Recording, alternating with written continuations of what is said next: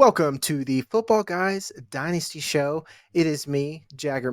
You can catch me on the Twitter streets, as Jag says, and with me, as always, is our captain, Jeff Bell. And then with us, we have, he's like, if you guys, you listen to our audio side, we got Leo Paciga on there. This guy's like Littlefinger when it comes to dominating your league. So make sure to check him out later. I don't want to give any spoilers. But today we are talking about pre camp hype. Camp is coming up. So, as a dynasty manager, you want to go ahead and get ahead of things before they happen.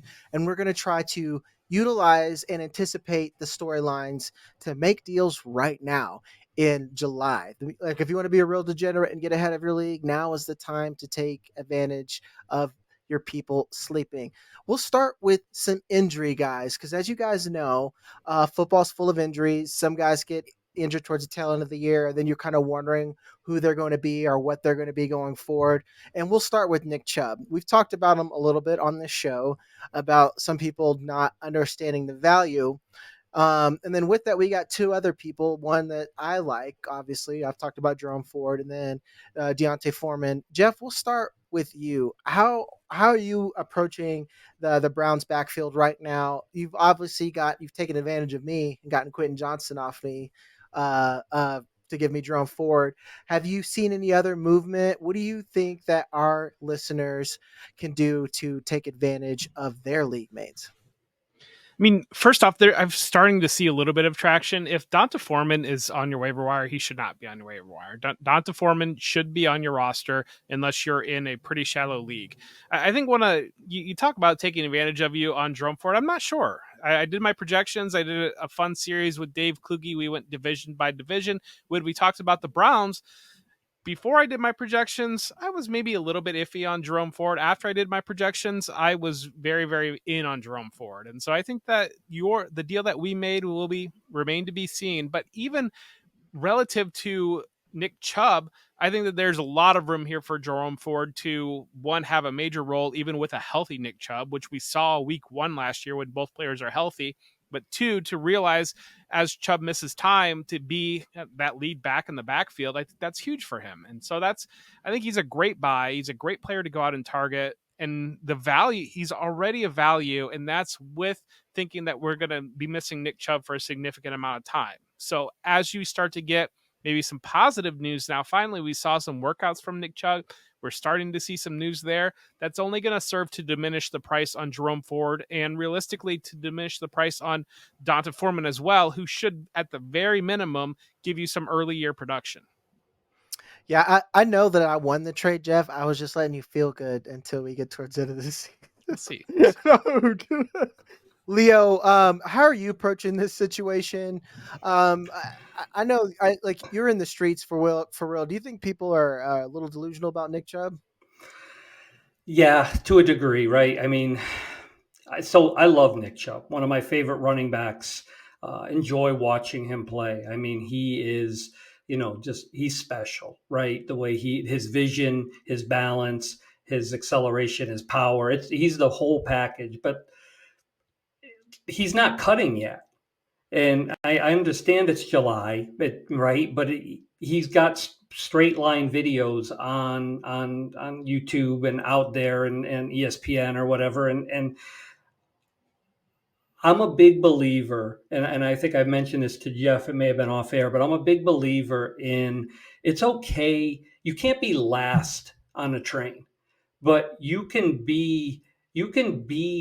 need to beat everyone to the platform. You can pay a little bit of a premium to get a little bit longer look, to see what the data, what is really showing, even if you have to pay a little bit more of a premium to get Ford, if you wait a little bit just to see that Chubb isn't cutting in August. So now his return is stretched out more. So maybe you didn't get Ford at his cheapest, but you're not getting him at September 1st when they say Chubb is going to spend the first 4 weeks on, IR, or however that's going to look.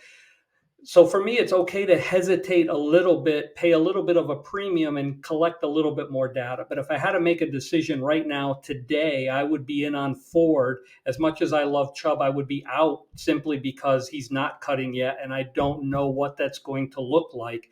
And and price matters, right? It depends. If I've got somebody that's selling Chubb at dirt cheap because they feel the same way I do, well, now maybe I'm interested. But ultimately, if I have to make a decision today in a vacuum, it's avoid Chubb, it's buy Ford, and it's acquire Foreman for free off the waiver wire if at all possible. Yeah, I Do you mean, of think course, I agree with that. Go ahead, Jeff. I think it's interesting because we know Nick Chubb is going to miss portions of the time of the season, but even beyond that, we see in the Twitter bubble and a lot of value that's driven off those social media when actual news happens, when he's placed on IR, when he's placed on PUP, people react. And it's like, well, these are things that we already knew, but there's still a reaction on that. And so that's where I think you'll start to see when there's actual transactions that take place, even transactions, we tell you right now, he's going to be on PUP at the very minimum, if not IR. And still, when that happens, that will cause a value shift on Jerome Ford and Donta Foreman. Yeah, it's double counting. Like we do this every year and multiple in multiple different ways. And again, you guys heard me said like the startup value is what's confusing to me because his ADP still reflects a player, that is around the same range of like Jerome Ford who could gain value. It just doesn't make sense, especially in Dynasty.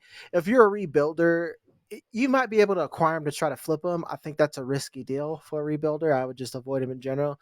But like Leo said, if you're contending and someone else thinks that he's like, hey, I'll take a fourth, maybe go buy him, see what happens. Could be something in the playoffs. What are you going to be doing with the late fourth if you're competing anyway? And then we'll move on to the rest of the camp hype. But before we move on, if you guys are watching, give us a like or subscribe on YouTube. Give us your feelings. Let us know if we're crazy about Chubb or not. I know that there's some of you out there. And then go over to footballguys.com/plans. We have a 4th of July sale going on where we're giving you 10% off. You want to be an elite subscriber soon because we have a special new tool that you guys have requested, and it's going to be huge.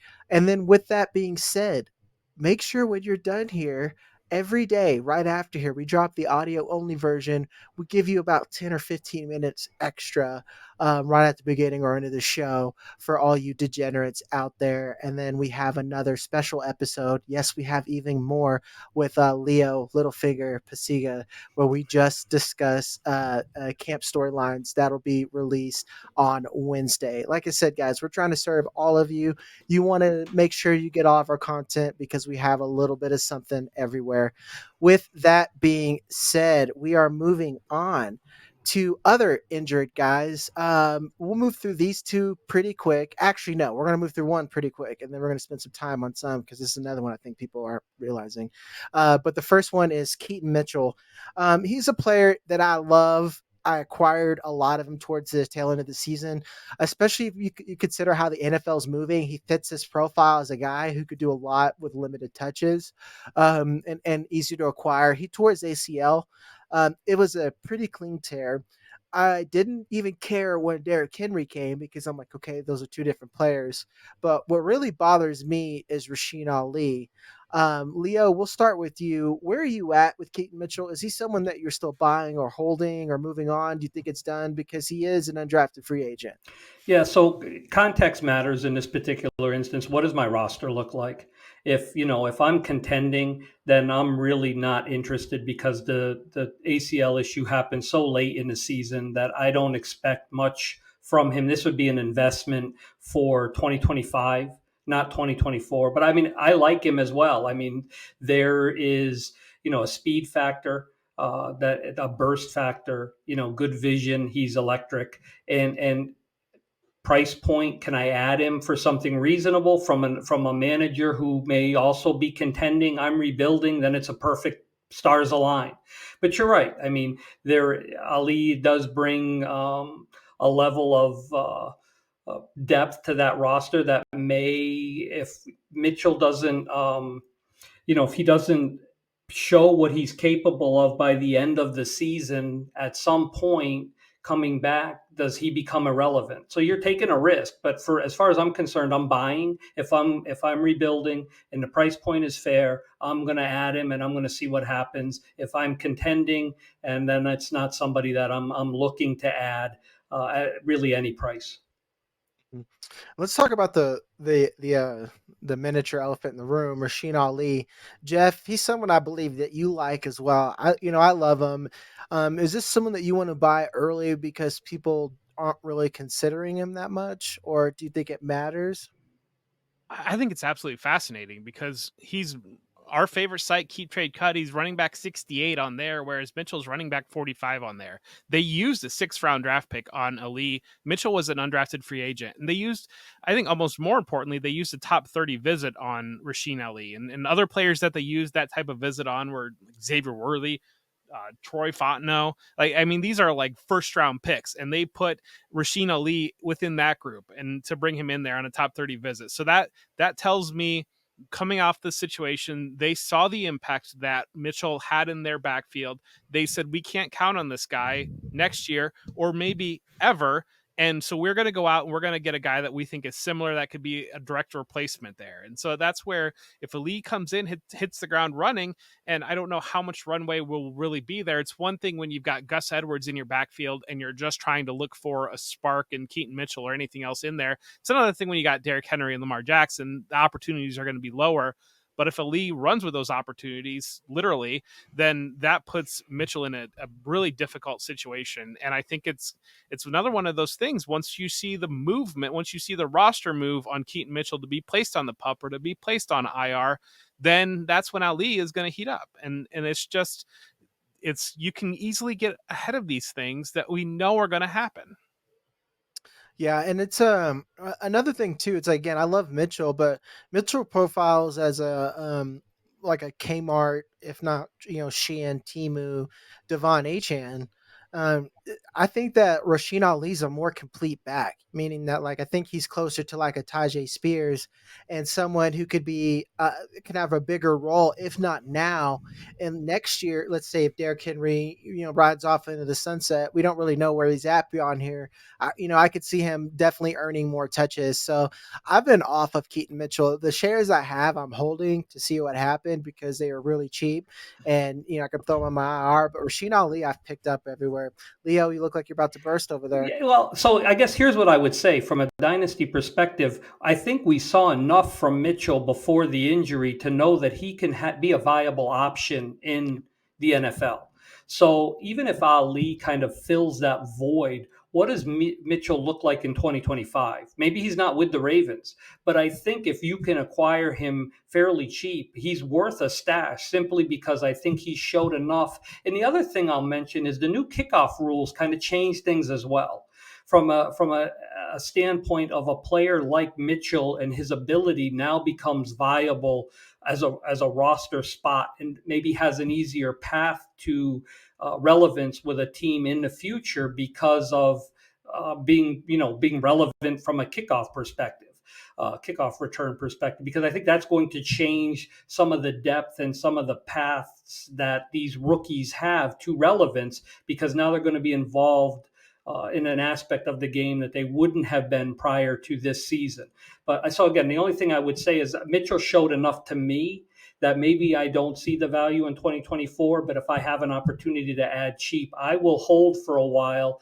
You just have to be careful that he doesn't end up being a roster clogger, because that is an issue, right? Because if he ends up taking a space for a course of 12 months, then and it costs you an opportunity at somebody else. But if you're in a league with deep enough rosters, I absolutely think he flashed enough that he's worth adding at the right price. And to Jeff's point, maybe it's when he gets put on PUP or IR that all of a sudden his value drops even more.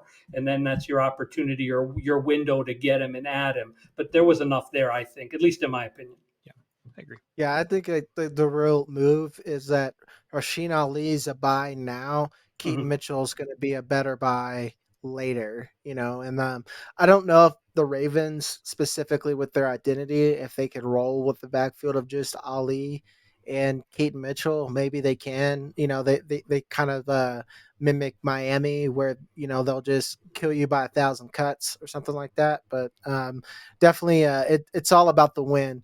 The next player that we're going to move to is someone I'm intrigued by because I don't I have trouble really gauging his value, and it's TJ Hockenson. He had a pretty gnarly injury.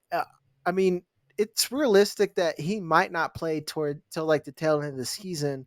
And people, I haven't seen. Like, I guess what bothers me is his redraft value. I still think is too high, and Mhm. that is somewhat kind of a reflection of his dynasty value.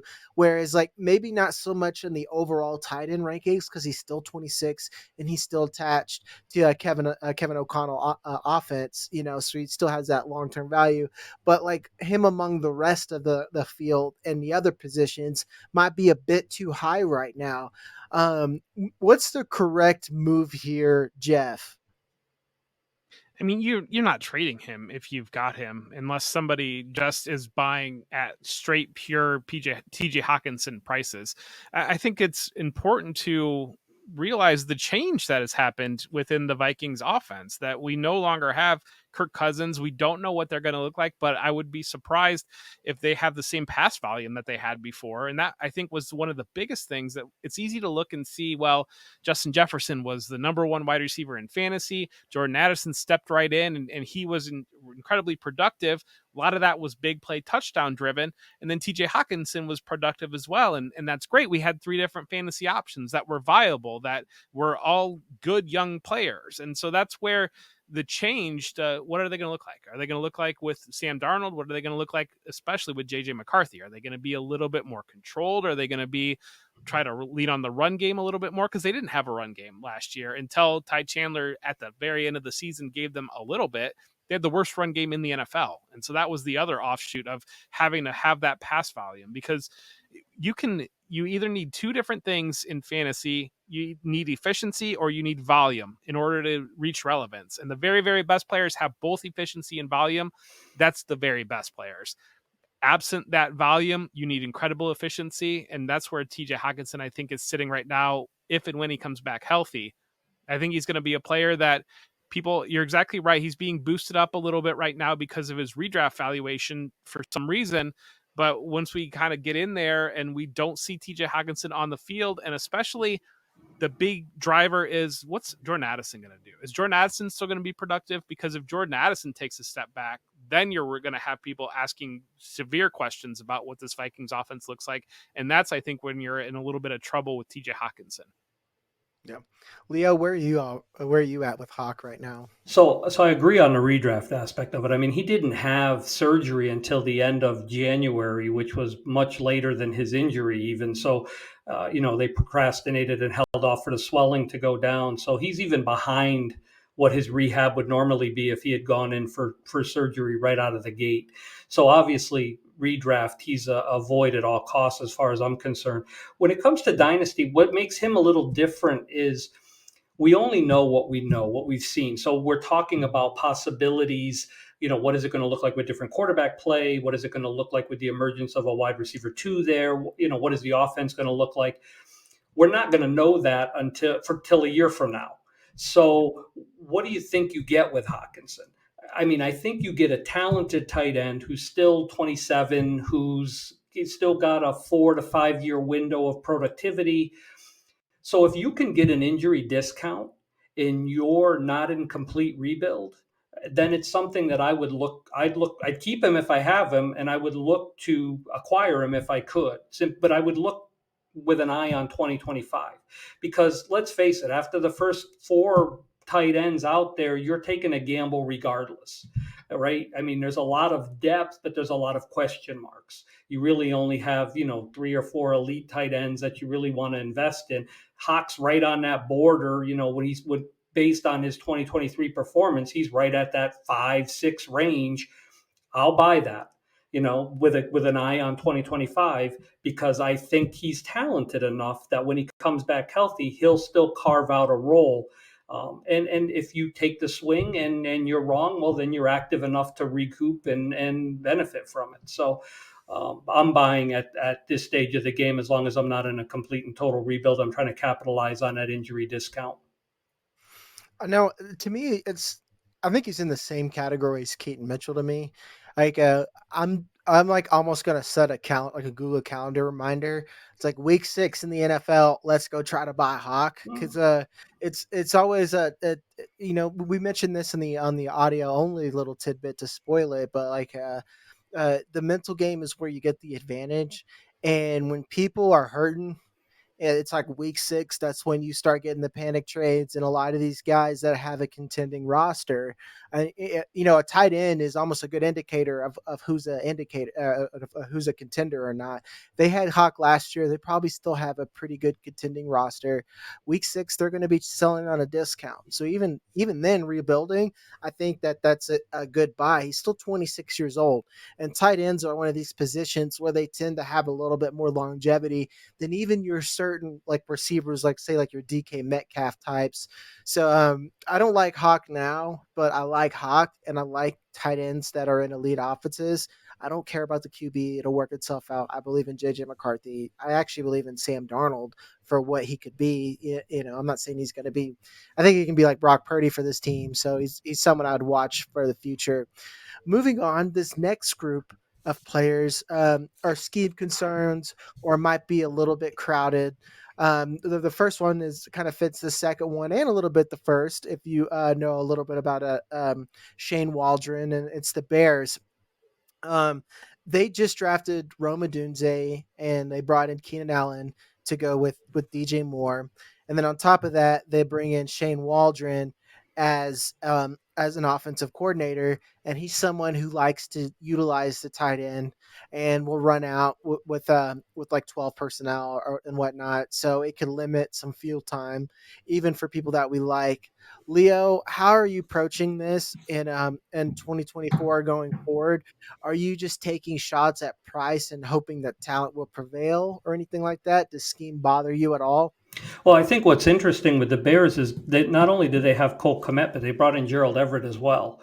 And this is really the first time they have a viable tight end 2 on the depth chart to potentially have that 12 personnel. And what does that look like? And what is that going to be? So yeah, I think there's some question marks. I actually had a Twitter exchange with Dave Richards not too long ago about DJ Moore, because I'm a little bit hesitant with DJ Moore just because I don't know what that offense is going to look like. And the rumors coming out of Chicago were that there was a lot of chemistry between Caleb and DJ Moore, and it looked like he would be the focal point. A lot of things would be funneled his way.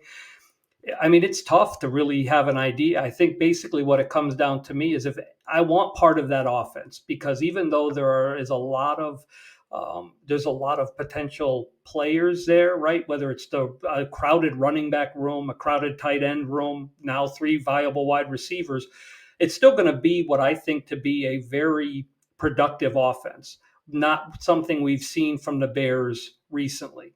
And I think it's going to be exciting to own part of that offense. So for me, I'm looking to capture any piece of that as long as there's variance in value.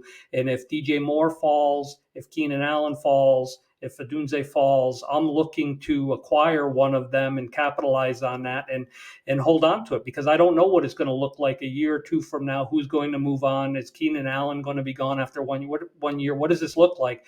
But I want a piece of it. I want to enjoy it. I want to have a share of a prolific offense. And I think they're going to be fun to watch, and you're going to enjoy having a player from the Bears rostered on your team. Jeff, where are you at?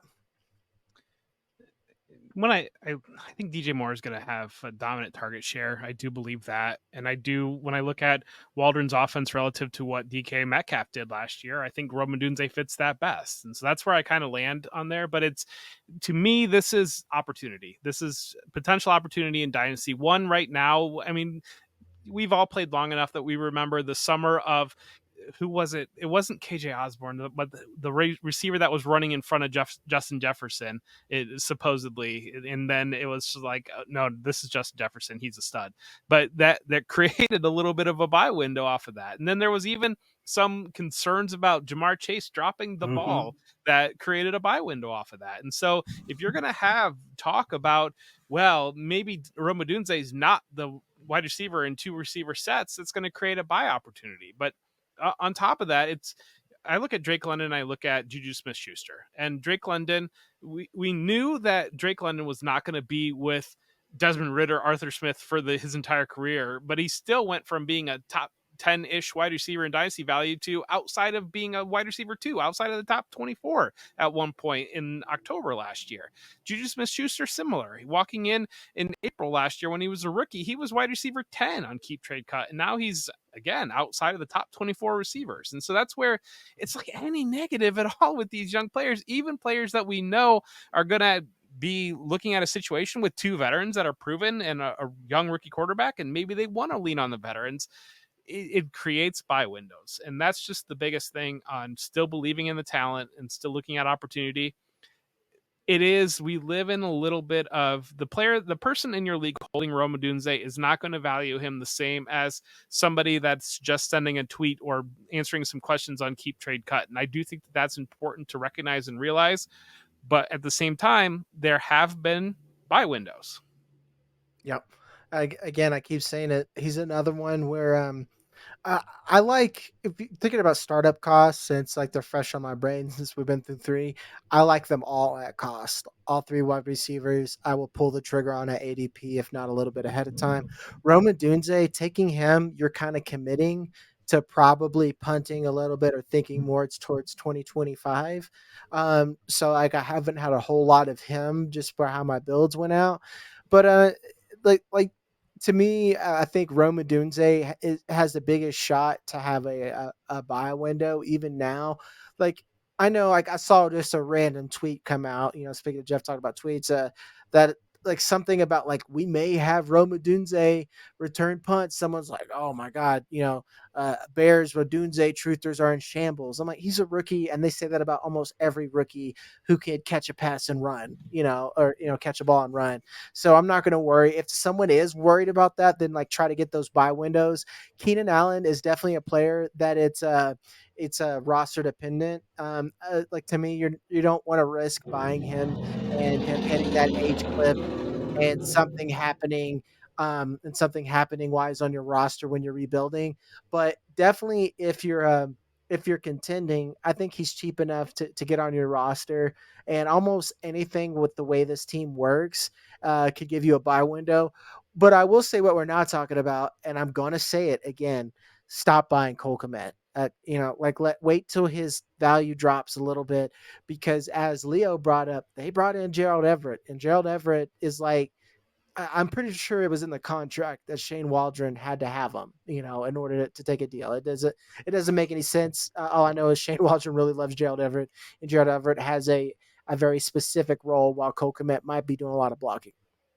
I do want to say, what happens if there is no decline? What happens if Rome Odunze comes on day 1 and he is a butt kicker and Caleb Williams is everything we believe? Then you're looking at dynasty top 5 wide receiver, top 3 wide receiver. Like that's the other thing about looking at the other end, that we're very concerned about with the bad end. I mean, if he shows up and he's good day 1 and Caleb's everything that we believe, there is upside even at the current valuation. Yeah. To me, I'm kind of there with you, Jeff. That that's why I said I'll take him at cost, because we've seen this time and time again. The young guy who is good and has a solid profile tends to just dominate. Yeah, one of the things that I look at is the prolific offense aspect of it, because if you have, and we're talking about the Bears, right? So maybe it's not quite prolific yet, but there's positivity and enthusiasm around that offense. You get certain offenses that have that, and that kind of insulates player values from a dynasty perspective, because everyone wants to have a share of that offense. And I think the Bears are going to be one of those offenses that are going to put up enough points that are going to look drastically different in 2024 than they did in 2023. The idea of pairing one of these offensive players with Caleb Williams for the next, 5-6 years is going to drive value. So I think you can't go wrong by owning a share of that offense. I think you can say the same thing with Green Bay, the way Green Bay ended the season with Jordan Love. You've got 4 wide receivers there that all have interest, from the fantasy community, and you can't really narrow down. You can try to pick which one is going to be the volume receiver, but just having a share of that offense is going to put you in a position that you're going to be, you're going to be able to make moves, because there's going to be desire from league mates to have a share of that offense. So those are the type of decisions I like to make in a startup or in a trade, where not only am I identifying a particular player that I think there's a variance on and I want to invest in, but it's also an offense that I want to invest in and have a share in, because it's like having a future first. It's going to put me in a position to make another deal down the road if I need to or want to. Yeah, that makes a lot of sense. And we'll move on to our next team. It is the Chargers, and this is a straight up scheme here. We had a lot of questions. Are they going to be run heavy? I don't think we've ever seen Harbaugh to have a quarterback that is at this level, and especially at this type of arm talent in Justin Herbert. But again, he did bring in Greg Roman, and there isn't really a whole lot to be desired in the passing game yet. There's Lad McConkey, who is, let's just say it, at best case scenario, he's going to be Cooper Kupp. Worst case scenario, he might have like a Pop Douglas here or something like that. Quentin Johnston's there, so you have a hope for him to go forward. We know what Josh Palmer is as a player. He's probably a better being wide receiver 2.5 than he is being one of your top targets. But and then we have a messy backfield on top of that. J.K. Dobbins, the evergreen saying, he's coming off an injury. Gus Bus is old, but he's the Gus Bus, and we know what he is. He's got an old man running back game. And then he's everyone's favorite 6th-round pick, Kimani Vidal. And I like Vidal's game, and I think the running backs are all cheap enough that you can take shots. So let's try to figure out the hard question. What do you expect to happen with Justin Herbert in his first year with Jim Harbaugh and what I'm blanking? I'm talking about, Jeff, the offensive coordinator. Greg Roman. Yeah. My expectation is that losing the receiving talent hurts, and I don't think you can downplay that. Losing Keenan Allen, losing Mike Williams, and yeah, you're losing a situation where Justin Herbert was out there just chucking the ball, and sure, that will show up in fantasy. But at the same time, I think you're seeing a situation where the offensive line should be better than it's ever been, with Joe Alt coming in and that pick and adding him in the top 10, and now you've got him and Rashawn Slater locking down the tackles. The physical run game should be better than it's always been. They've tried to have a physical run game in the past. They weren't able to accomplish that. And so you're starting to put pieces in place that will allow Herbert to be a more efficient, more effective quarterback. And a lot of what's happened with his valuation is we've just convinced ourselves that they're just never going to let Justin Herbert throw the ball, and they're just going to give it to Gus Edwards 45 times a game. And I don't really know what we're doing here, because Justin Herbert is a franchise level quarterback, a top, I think 3 maybe contract in the NFL. And if you're a lot of it almost reminds me to a lesser degree of a lot of the talk around Josh Allen about the Bills wanting to get the ball out of Josh Allen's hand. And it's like, well, why do you want to do that? He's the second best quarterback in the NFL. Like, let the second best quarterback in the NFL do things. And so that's where if it's already been priced out that Justin Herbert's going to fizzle out and not be a fantasy asset, then grab that, then go with that and play the opposite side of that. Because I think one of the biggest things, Leo talks a lot about looking for variance and living in the edges there. And there is a very real opportunity here where Justin Herbert is a very talented player, where the scheme concerns are not nearly as dramatic as we think they might be. And all of a sudden you've got Justin Herbert at a discount, who's back to being a top 5, top 8 fantasy quarterback. Yeah, that's where I'm at. Leo, Are you where Jeff is? Do you have any concerns about Herbert, or are you just buying the dip? I've already bought a share for the price of Drake May, which I'll take that 10 times out of 10. So I think I'd love to have 20 minutes alone with Harbaugh and just be able to have some questions and answers based. I think he's too smart an individual, too good of a leader to you know just be pigeonholed into one thing and say this is what we're going to do. I think this year, I think 2024, they may be, simply because of a lack of receiving talent. They may not have an alternative to how they scheme for 2024 because they just don't have viable assets that can really, they don't have difference makers at the receiver position. Tight end is lacking, right? And running back isn't anything that, it's going to be plotting and productive and taking advantage of an offensive line. So I think 2024 is going to be almost truth to the scheme, like what we're afraid of, we're going to see materialize. But I do think as they get differential folks in there, folks who can make a difference, folks who can separate and just be electric on the field, because I think they will get that. I think Harbaugh will change his methodology, and he'll take advantage, and he'll do whatever he needs to do to be productive and win on the field. But I think the talent does have to change. So I think buy now, buy the dip, especially when it comes to the quarterback, and then just kind of let the other position players ride out and hope to capitalize on an increase in 2025. Before we move on, I'm going to give you guys we're going to do a little rapid fire early. Just with your gut, tell me which running back that you want out of here. Jeff, go. Vidal in Dynasty. I'm taking Gus Edwards, and the reason I'm taking him is because I think he's going to be productive in the end zone, and I'm going to try to flip him after his first 3-touchdown game.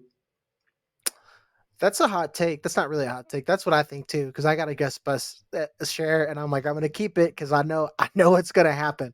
I know he's going to fall in for 3, and everyone's going to be like, Gus Bus's backfield. I'm like, cool. Now's the time. He's too old to keep on a roster. I love it. Before we get into our kind of this or that situation, we are talking about situations, and then we got to talk about the tinfoil hat in the room. Aaron Rodgers, he skipped OTAs. How much does this matter to you, Jeff? I mean, not at all. It's important that we're talking about situations in quotations. So, and a lot of, if you haven't picked up the theme yet, we're trying to talk about how to approach different training camp news. And we talked about injuries. We talked about scheme concerns and situations, things that arrays that might not necessarily be that big of a deal, but still in the downtime of summer when we're looking for news and things to talk about. And that's exactly what Aaron Rodgers is the very best at, creating things to talk about. And I don't know. I'm not super concerned about skipping OTAs. I think that he's got Garrett Wilson. He's got Breece Hall. We know those are the primary pieces. I trust his ability to get the ball to those players. He's not going to be a runner. We know that coming off of the Achilles injury, just in general. So, and the valuation, everything's just been immediately baked out of Aaron Rodgers. He's just so low in value right now. We saw in the startup and Superflex. I think one of them he lasted until around like 11 or 12 that when he did the draft, and he was sitting there very, very late. And so that's where it's just one of those things. If you're in Dynasty, if you've got, maybe you placed a bet on Drake May, maybe on JJ McCarthy, where you're waiting on one of these other quarterbacks to step up, but you don't have somebody right now, I think Rodgers is worth pursuing potentially just because the price is so low. Yeah, and it's I think even like I'm not an Aaron Rodgers like a apologist or anything like that. Like you said, he's probably should shut up more often than not. But he missed 2 days, guys. It was 2 days, and he was there all through the rest of it. And it's Aaron Rodgers, and he's like, I'm fine eating the fine for it. It's cool, whatever. The Jets are all in. Nothing is going to happen. They're not going to like, oh, well, we're going to bitch Aaron Rodgers for 4 years.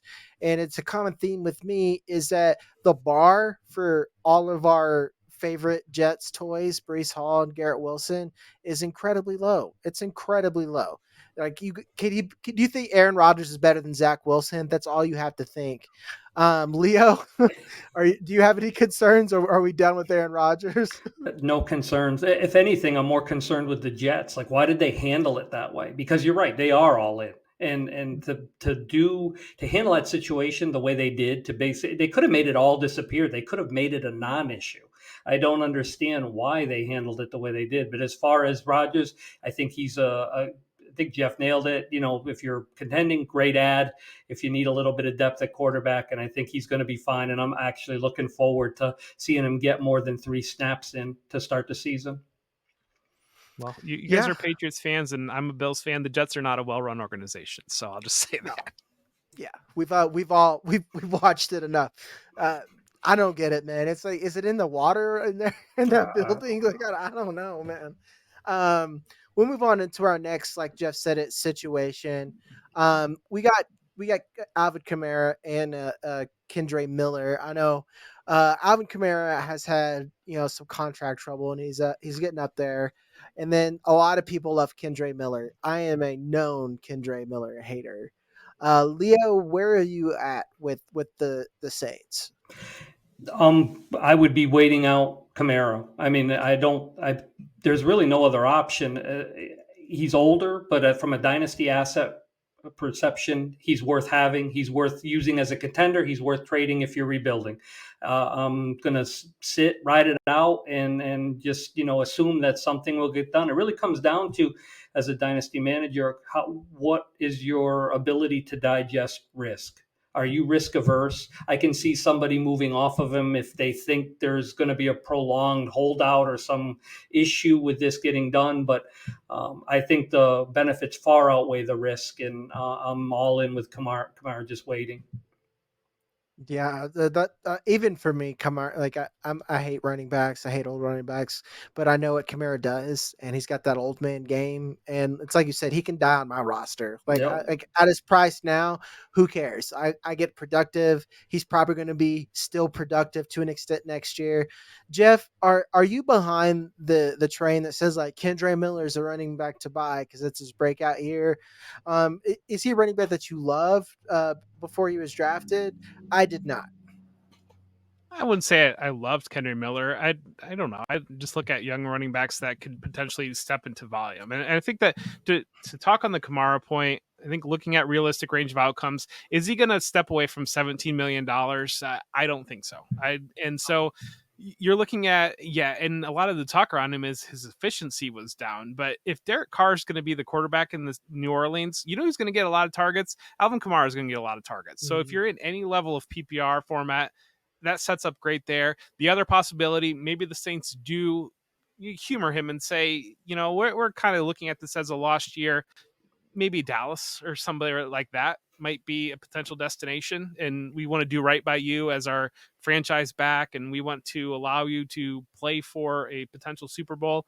I think that's in play. I mean, there were already trade rumors about Alvin Kamara. You flash back to, I don't know if it was last year or the year before, there was trade talk about Alvin Kamara. So that's been floated already. So that's realistic range of outcomes. He's not going to sit out. I would be shocked if he sits out because he's just got too much money at play. So he's either going to be a PPR monster with the Saints, or he's going to land in a much better offense. And those are things that I'm going to bet in and go in and buy. Now, Kendre Miller, it's just youth and stepping into opportunity and looking at it and saying, if Alvin Kamara does miss time, if Alvin Kamara is on a new team, then what happens to the dynasty value of Kendre Miller? And I think that that's really where I land there relative to thinking that he's going to be an overly productive fantasy piece. I think the value is going to outpace that should action happen with Kamara. Yeah, I personally, maybe I'm an outlier here. I guess I didn't get Leo's complete opinion on it. I think Kendre Miller is a sell right now. I don't see it coming from him. I didn't particularly think that he was a great player, as everyone said. He's a big back that plays small. To me, he's a slower Braylon Allen. To give you an example, I think he's a slower Braylon Allen. He's a big back that plays small, isn't particularly shifty, and everyone expects him to come in and be Alvin Kamara, and I just think that our expectations are way too high. It's like you said, I don't think Kamara is going to go anywhere. That contract is too much, and the Saints still think that they are that they're a competitive team and they're going to keep him, and he's going to catch, like you said, a million passes. To me, he's like the same side of a different coin of Derrick Henry. Derrick Henry's going to fall in the end zone X amount of times. Alvin Kamara is probably going to eat 75 targets because Derrick Henry doesn't like to throw the ball downfield at the end of the day. With that, we're going to go to another situation that doesn't seem to get any better, and it seems to be like he's this year's Lamar Jackson. Let's put it that way. But I've been one to think that I think it's over with him being a 49er. But Brandon Aiyuk, and then on the reciprocal, we got Ricky Pearsall on his tail. Leo, where are you at with this situation? I don't think anyone is saying that Brandon Aiyuk was a sell. If anything, he might be a buy at price. I don't. Like he would have to go to the Raiders to where I think he would just truly suck. That's the kind of talent I would think. But do you think he stays with the 49ers? Because that is where we have the real exploitable value. And how do you feel about Ricky Pearsall? So Pearsall really depends on what happens with Aiyuk. I mean, I think that long range Pearsall is talented. I think he creates space, very well and will fit Purdy. I think certain wide receivers fit quarterbacks, and I think Pearsall fits what Purdy can do. I think the real question comes down to is what, the 49ers are going to have to do something. They're not, from a contractual standpoint, from having crowded offensive weapons, what they've been able to do. Somebody's going to move at some point. Is it going to be Aiyuk? Is it going to be Debo? What is that going to look like? We talk about prolific offenses. I want a piece of that offense, and if I can afford Aiyuk, then I'll do it. And if I can double down and take the person that's probably going to slide into his spot if he moves, I'll do that as well. So I think they're both buys. And I think you just, you ride it out. Eventually somebody's going to move, and it's going to create a space for Pearsall to slide in and take that role. And I think, again, he'll fit that offense. He'll fit what Shanahan wants to do, and he'll fit the quarterback. I know last time I remember where you were at, Jeff, where you thought that Aiyuk is going to stay there. With all the news and more drama that's came out, are you still there that he's going to stay there, or do you feel any different? I think it was an order of operations. I think that they needed Justin Jefferson to sign and set the market. I think that they wanted to get Christian McCaffrey done to make sure that that's not a negotiation piece as well. I think now they're waiting for CeeDee Lamb to sign his contract, because I don't think CeeDee Lamb, the news that I've seen is he accepts that he's not going to get the Jefferson contract. And so that's where, if he accepts he's not going to get Jefferson contract, then you're the 49ers and you're saying, well, you didn't do what CeeDee Lamb did last year. And so once that's signed, then I think you've got the negotiation piece. I don't think a trade has happened, because I think teams look at it and say, well, Brandon Aiyuk is giving you a hard time. We're not going to step in and pay full price on him. So that's lingering out there. I think long-term, maybe near-term, Deebo Samuel to me is the player that's been, it's Christian McCaffrey really kind of made him redundant on a lot of levels relative to what McCaffrey provides in the offense. And so that's where I think long-term Deebo Samuel is the piece that moves. The drafting Ricky Pearsall made this more of a story. Brandon Aiyuk going out to the media makes this more of a story. I think that they're waiting for CeeDee Lamb to get signed, and they got the Christian McCaffrey deal done. Then I think when those things are in place, they're basically going to say, this is the number that you are worth. And if Aiyuk is willing to sit out into the season, well, okay. But I don't think that they really want to move off Aiyuk as much as maybe it's talked about. And I think that they view it long-term as Aiyuk and Pearsall being interchangeable pieces in that wide receiver room that complement Christian McCaffrey. Yeah, I mean, I know that he says that he still wants to be there. Like why wouldn't he? Like he just wants, like, why would you want to leave the 49ers where you got everything that you want? As long as you got the money, you're going to be a perennial contender. I don't see them falling off the map as long as Kyle Shanahan is there. And if you were to think about it, they're kind of the opposite of the Jets right now. Like when are they actually going to suck? I don't know. Probably not anytime soon.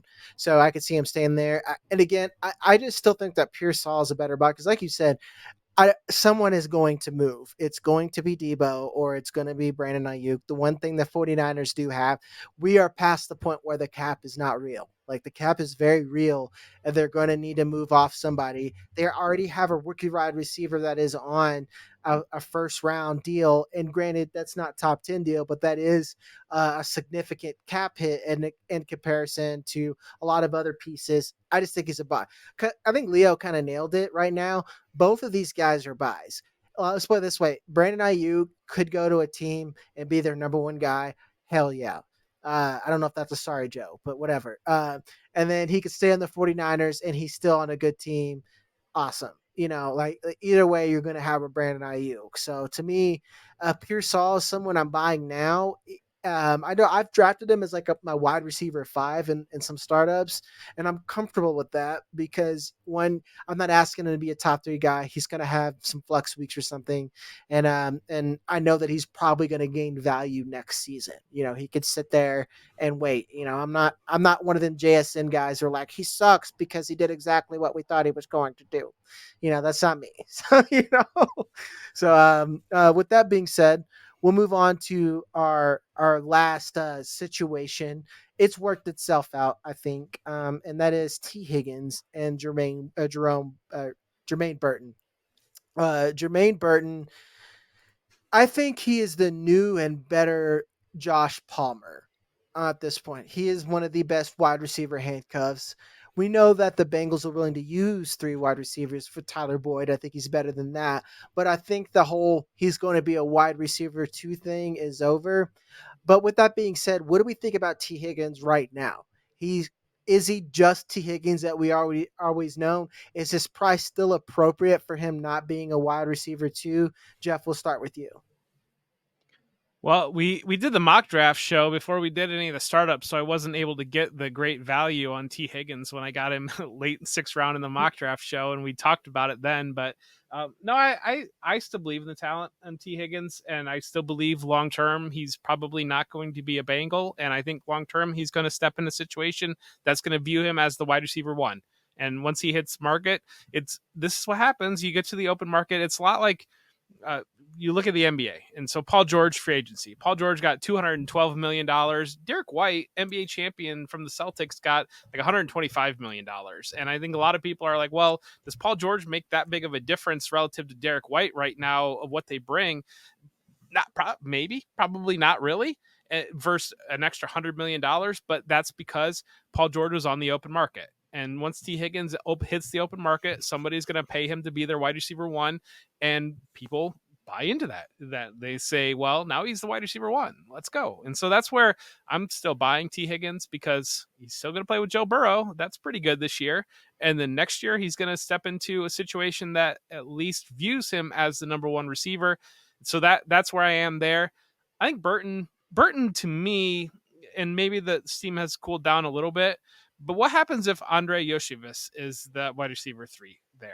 And what happens to Burton, the way that we immediately react off everything? What happens to Burton then? Because it can be the Bengals still like him, but we know Yoshivas knows the playbook, and he's got a year in the system. And that first 2-3 weeks, if he's beating Burton in snaps and beating him in targets, you're going to see panic on Burton. And so that's kind of my opinion there.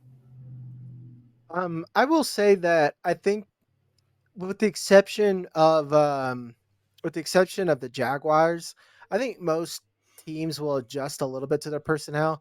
Let's say Yoshivas comes out there and like becomes the T. Higgins or something like that, or he becomes like the handcuff to put on the outside. I think that they can adjust to give more targets to the slot. So I'm willing to bet on talent, and I'm willing to take Jermaine Burton at cost on there. But I do agree that like we don't talk enough about Andre Yoshivas because he's someone that I tried to stash a lot last year. Leo, how are you approaching the Bengals right now? Pretty much exactly what you guys have said. I mean, I think you both nailed it. I think a lot of times what happens is this time of year, especially as training camps open, we all get a little bit of Icarus syndrome where we fly a little too close to the sun with some of these rookies. and the wings melt, and we end up crashing. So, we get a little bit of that rookie hysteria. And I do think, honestly, if Burton can hold it down, he is set up for some volume. Whoever owns that wide receiver 3 spot is set up for some volume, because the Bengals have already shown that through Tyler Boyd that they're able to funnel some productivity through that wide receiver 3 spot. They can sustain that. Can you start that player every week as a wide receiver 2 on your fantasy team? No, but it certainly can provide you depth for bye weeks, and some injury security that you can kind of maneuver through. So I do think there is some value to whoever wins that spot. But I think Higgins really hasn't lost any value, and wherever he ends up down the road, if it doesn't work out with a long-term deal, he'll be a wide receiver 1 wherever that is. It's just a question of what quarterback does he get paired with. Yeah, that makes a lot of sense. I don't know. They got I guess we could count the running backs a little bit in here, but I think they're both so cheap at cost that it could be like to call it a 1-2 punch would be like, I think broad, maybe like a 1-2 slap right now that you can have in your flex or something like that. But like the T Higgins, I think he still might be a discount that you can buy if you're a contender, because I think he's going to retain a lot of value. And worst case scenario, Joe Burrow's his quarterback. Best case scenario, who knows? Someone who needs a wide receiver 1 and could funnel the ball is going to be his quarterback. So like even with his we know what his situation is discount, I like T Higgins and Jermaine Burton. That is going to be it, guys, for our video portion of this podcast. Again, like, subscribe, give us some of your thoughts in the comments. Let us, even if you got a trade question, let us know. You could find Leo Paciga on our website.